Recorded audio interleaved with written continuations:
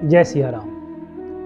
मैं अजय वालिया स्वागत करता हूं आपका राम कथा के जीवन मंत्र के पहले भाग में। मैंने इस कार्यक्रम की भूमिका में पहले बताया था कि राम एक व्यापक जीवन दृष्टि का नाम है और जीवन का प्रारंभ, किसी भी व्यक्ति के जीवन का प्रारंभ, उसके जीवन की शुरुआत उसके परिवार से होती है। यही कारण है कि राम कथा पारिवारिक प्रबंधन यानी फैमिली मैनेजमेंट के सबसे शानदार सूत्र देती है, सबसे बढ़िया मंत्र देती है। राम के राज्याभिषेक की घोषणा राम कथा का सबसे बड़ा टर्निंग पॉइंट है और राम कथा के जीवन मंत्र की शुरुआत मैं इसी टर्निंग पॉइंट से कर रहा हूं। राम के राज्याभिषेक की घोषणा होते ही मंथरा नामक दासी रानी कैकेयी के कानों में संदेह का ऐसा भयानक जहर घोलती है कि मंथरा के बहकावे में आकर कैकेयी उस राम को वनवास भिजवा देती है जिसे वो अपने सगे पुत्र भरत से भी ज्यादा प्रेम करती है।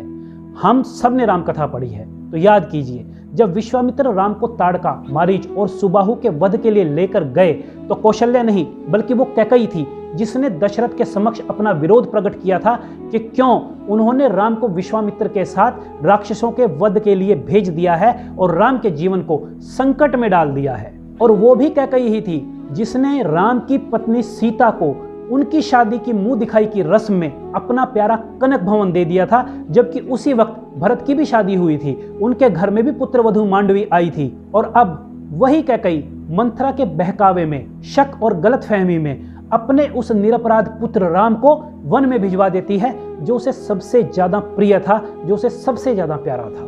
यही घटना हमें राम कथा का पहला जीवन मंत्र देती है कि जब जब हम लोग अपने घरों के फैसलों को मंथरा रूपी झूठे रिश्तेदारों, झूठे शुभचिंतकों के बहकावे में आकर पलटवाएंगे या बाहरी लोगों के कारण अपने घरों में क्लेश के बीज बोएंगे, तब तब हमारे घरों की सुख शांति पर अशांति का ग्रहण लगेगा, तब तब हमारे परिवारों में, हमारे कुटुंबों में बिखराव आएगा। इसलिए दुर्जनों की, बुरे लोगों की संगति से, उनकी परछाई से भी बचकर चलिए, क्योंकि बसी कुसंग चाहे कुशल, यानी कुसंग में रहकर कुशल चाहते हो ऐसा नहीं हो सकता। बसई कुसंग चाहे कुशल, यह रहीम जिय सोस, महिमा घटी समुद्र की जहां रावण बस्यो पड़ोस। यानी कुसंग में रहकर अपनी कुशलता नहीं सोची जा सकती। कुसंग का, बुरी संगत का खामियाजा तो भुगतना ही पड़ता है। याद कीजिए, रावण जैसे दुष्ट पड़ोसी के कारण उस महासागर को भी बंधन में बंधना पड़ा था जिसे बांधने की कोई सोच नहीं सकता। इसलिए बुरी संगत से, बुरे सलाहकारों से और बुरे लोगों से बचकर चलिए। अच्छा, यहाँ एक और गौर करने लायक बात यह भी है कि मंथरा का राम से कोई वैर नहीं है, कोई झगड़ा नहीं है। दशरथ और कौशल्या से भी मंथरा का कोई मतभेद नहीं है, कोई वैर भाव नहीं है, फिर भी वो अकारण ही उनका अहित करती है। वो कैकेयी को ये कहते हुए अपने विश्वास में लेती है कि कौन रिपु हो हमें का हानि, चेरी छाड़ी अब होए क्या रानी। यानी वो कैकेयी को कहती है कि अब कोई भी राजा बने, चाहे राम बने या भरत बने, उससे उसको क्या हानि, वो तो दासी की दासी ही रहेगी, रानी तो होने से रही। और यही तर्क, ये एक ऐसा तर्क था जो मंथरा ने दिया जिसकी काट कैकेयी के पास नहीं थी। कैकेयी ने सोचा कि वास्तव में ही राम या भरत में से कोई भी राजा बन जाए, इससे मंथरा का निजी स्वार्थ क्या होगा, क्या लाभ होगा उसको। ये तो वास्तव में ही मेरे यानी कैकेयी के हित की बात कर रही है। अब वास्तव में बड़ा दिलचस्प सवाल है कि मंथरा अकारण ही राम का अहित करने पर क्यों तुली थी। तो जवाब है, दुष्ट जनों का स्वभाव ऐसा ही होता है, अकारण अहित करने का। भाई, जंगलों में घास, पानी और संतोष से जीवन जीने वाले निरपराध हिरणों के शिकारी लोग, पानी में विचरण करने वाली मछलियों के मछुआरे लोग और सज्जन लोगों के दुर्जन लोग अकारण ही तो बैरी होते हैं। इसलिए यहाँ ये जीवन मंत्र मिलता है कि खल दुष्ट दुरात्मा की छाया से भी सज्जन भयभीत रहें, ये बिन कारण स्वभाव से ही सबके हित के विपरीत रहें। नहीं तेल, अग्नि और रुई बने इन पर उपयोग में लाने को, पर यश, पर सुख, पर उन्नति ही पर्याप्त है इन्हें जलाने को। इसलिए बुरे लोगों की संगति से बचकर रहें, नहीं तो ये लोग आपका घर परिवार उजाड़ देंगे। कैकेयी यही बात नहीं समझ पाई। राम के राज तिलक का समाचार सुनकर मंथरा देखिए कितनी चालाकी से कैकेयी को भड़का रही है। क्या कहती है मंथरा कि तुम कौन से कूप में सोए रही, कूप यानी कुआं, कि तुम कौन से कूप में सोए रही, वहां जानती हो का होत तैयारी। श्री राम का राज तिलक कल है, भरत ही दियो भूप ने दूर बिडारी। अर्थात भरत को राजा दशरथ ने दूर भेज दिया है और राम के राज तिलक की तैयारी हो रही है। राम के राज तिलक की बात सुनकर खुश हुई कैकई एक बार तो मंथरा को डांटती है और डांटते हुए कहती है कि श्री राम को राज तो बात भली, कही रानी गई तुम्हारी मति मारी, हट दूर जा नेत्र के सामने से, शट फेरी न अस कहूं वचन उचारी, कि ऐसे शब्द राम के खिलाफ दोबारा ना बोलना। लेकिन दोबारा मंथरा रोते हुए बोली, पुनि मंथरा रोई कही उनसे, तुम रे हित ही अस बात चलाई, मैं तो दासी हूं दासी रहूंगी सदा, नृप को बने मेरो का जाई। कोई भी राजा बने मेरा कुछ नहीं जाएगा, जो जाएगा कैकई वो तुम्हारा जाएगा। फिर सोच लो रानी कहूं तुमसे, नृप राम बने नहीं तोरी भलाई, नहीं जात लखी ये हानि तेरी, संग मायके से हूं मैं आपके आई, कि मैं आपके मायके से आई हूं, मैं आपका नुकसान होते हुए नहीं देख सकती। राजा दशरथ के बारे में कैकई को भड़काते हुए मंथरा बोलती है, तब पुत्र को कैकय भेज दियो, ये भूप बड़ो षड्यंत्र रचायो, अब भरत तो दास बने गो बड़ो, श्री राम को उन युवराज बनायो। भयो जात है रोकु अनर्थ बड़ो, बड़ा अनर्थ होने जा रहा है, इसे रोक लो। भयो जात है रोकु अनर्थ बड़ो, पुनि रोए के मंथरा वाही दिखायो, करी हो कछु मंथरा रानी कही, नृप की प्रिय हूं करी हो तो ही भायो, कि तेरे को जो पसंद होगा मैं वही करूंगी मंथरा, लेकिन तुम कुछ उपाय करो। अब आगे इसी घटना को हम थोड़ा और गहराई से समझकर अगला मंत्र निकालेंगे कि दशरथ अपनी राजसभा में अपने मंत्रियों और सभासदों से राम के राज्याभिषेक की सहमति लेने के बाद राम लक्ष्मण को अपनी राज्यसभा में बुलवाकर उन्हें समाचार देते हैं कि राम का राज्याभिषेक होने जा रहा है। राम लक्ष्मण राज्यसभा से वापस महल में लौटते हैं तो राम सीधे अपनी माता कौशल्या के कक्ष में ये समाचार सुनाने चले जाते हैं। माता कौशल्या के कक्ष में सीता पहले से उपस्थित है और लक्ष्मण अपनी माता सुमित्रा को माता कौशल्या के कक्ष में लेकर आ जाते हैं ताकि राम के राज्याभिषेक के समाचार का सामूहिक रूप से आनंद लिया जा सके। अब यहाँ पर गौर कीजिए कि राम के राज्याभिषेक का इतना बड़ा समाचार, जिससे अयोध्या के भावी जीवन की दिशा और दशा तय होनी है, वो समाचार कैकई को छोड़कर बाकी सबको मिल चुका है। कहाँ तो ये समाचार कैकई को राजा दशरथ से मिलना चाहिए था, लेकिन कैकई को ये समाचार न दशरथ ने दिया, न राम लक्ष्मण ने, न कौशल्या ने दिया, न सुमित्रा ने और न ही सीता ने। कैकई को ये समाचार सुनाती है उसकी एक दुष्ट दासी मंथरा। तो प्रतिक्रिया तो होनी ही थी। इस बात को हम लोग इस उदाहरण से भी समझ सकते हैं कि आपके भाई के बेटे की शादी का निमंत्रण पत्र आपको आपका भाई स्वयं ना देकर किसी अड़ोसी पड़ोसी के हाथ से भिजवा दे कि बेटे की शादी है और अमुक तिथि को आप आ जाइएगा। सोचिएगा ये कैसी प्रतिक्रिया होगी आपकी, क्या सीमा होगी आपकी नाराजगी की। मानवीय स्वभाव के चलते स्वाभाविक है कि आपको क्रोध आएगा, कैकई को भी आया। अच्छा, कैकई का ये पक्ष जानने समझने के बाद भी क्या अब भी हमें कैकई उतनी ही बड़ी खलनायिका, उतनी ही बड़ी दुष्ट महिला लगती है? कैकई एक महान योद्धा भी थी और एक उत्तम सारथी भी, जिसने देवासुर संग्राम में राजा दशरथ के प्राणों की रक्षा की थी। कैकई के साथ ही दशरथ अपना अधिकतर समय बिताते थे। कैकई अयोध्या के राज परिवार में एक प्रभुत्व रखने वाली महिला थी और उसी महत्वपूर्ण महिला सदस्य को जाने अनजाने में राजा दशरथ इतना बड़ा निर्णय लेते हुए नजरअंदाज कर गए, जिससे कैकई भड़क उठी और उसका खामियाजा समस्त अयोध्या को भुगतना पड़ा। दूसरा, भरत की अनुपस्थिति में अचानक दशरथ द्वारा इतना बड़ा निर्णय लेने ने कैकई के शक को और पक्का कर दिया कि राजा दशरथ उनके विरुद्ध कोई बहुत बड़ा षड्यंत्र रच रहे हैं, क्योंकि कैकई ने सोचा कि महाराजा दशरथ को तो पता है कि कैकई तो भरत से कहीं ज्यादा राम से प्रेम करती है, तो राजा दशरथ ने इतने संदिग्ध तरीके से राम के राज्याभिषेक का निर्णय लिया, तो आखिर लिया क्यों? इसमें छुपाने वाली क्या बात थी? और कैकई के इसी शक, इसी संदेह का फायदा मंथरा उठा गई।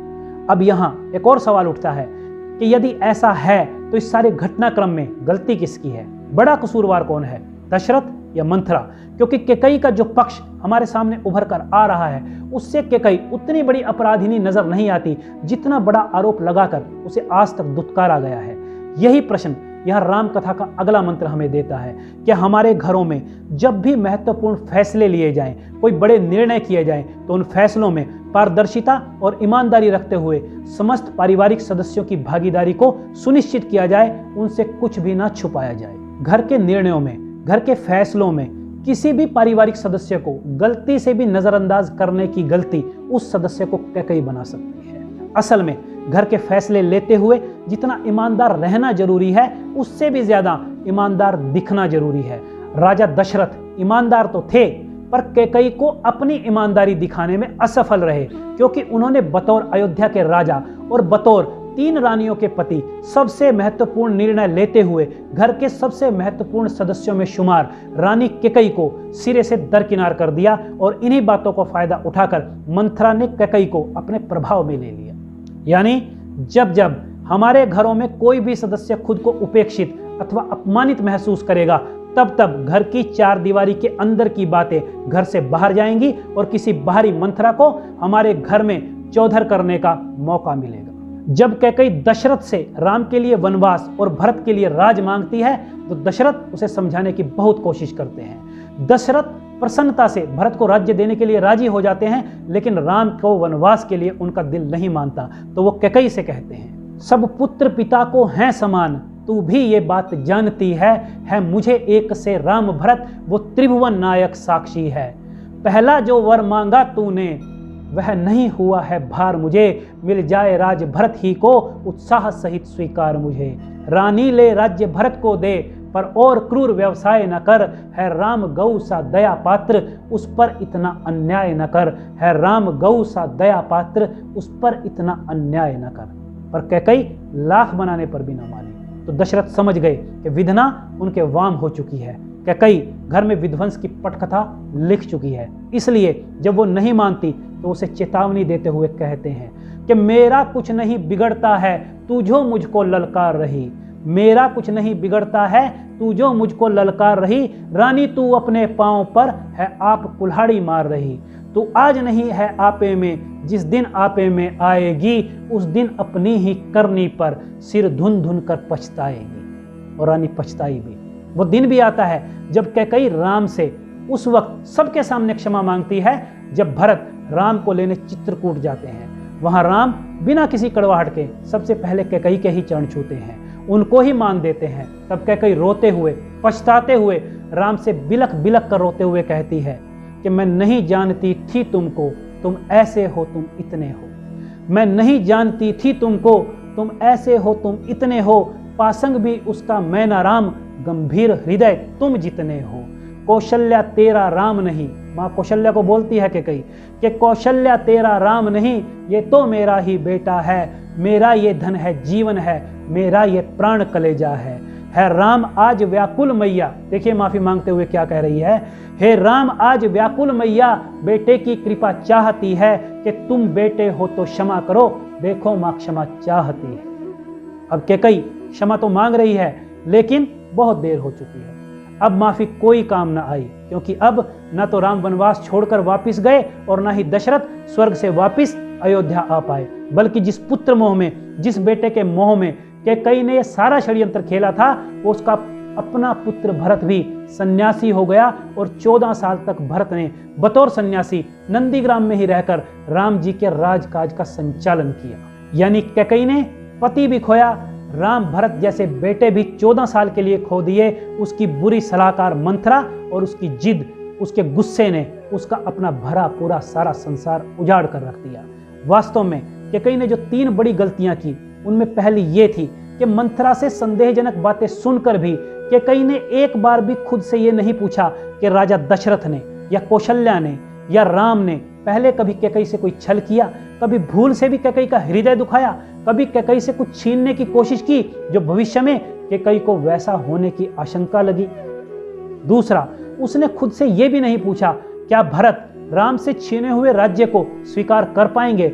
और तीसरा, कैकेयी को जो प्राप्त था उसने उसे पर्याप्त नहीं माना, बल्कि प्राप्त सुख को छोड़कर उसने दूसरे का अधिकार जबरन छीनकर और सुखी होने की कोशिश की, जिसका परिणाम आधी छोड़ पूरी को धावे, पूरी मिले ना आधी पावे वाली बात हुई। अर्थात उसको कुछ भी ना मिल सका, जो उसके पास था वो भी सारा खोया गया। इसके अलावा कैकेयी ने क्रोध और शक की आग में अपने दोनों वरदानों के रूप में अयोध्या की तबाही मांगने से पहले आत्ममंथन किया ही नहीं।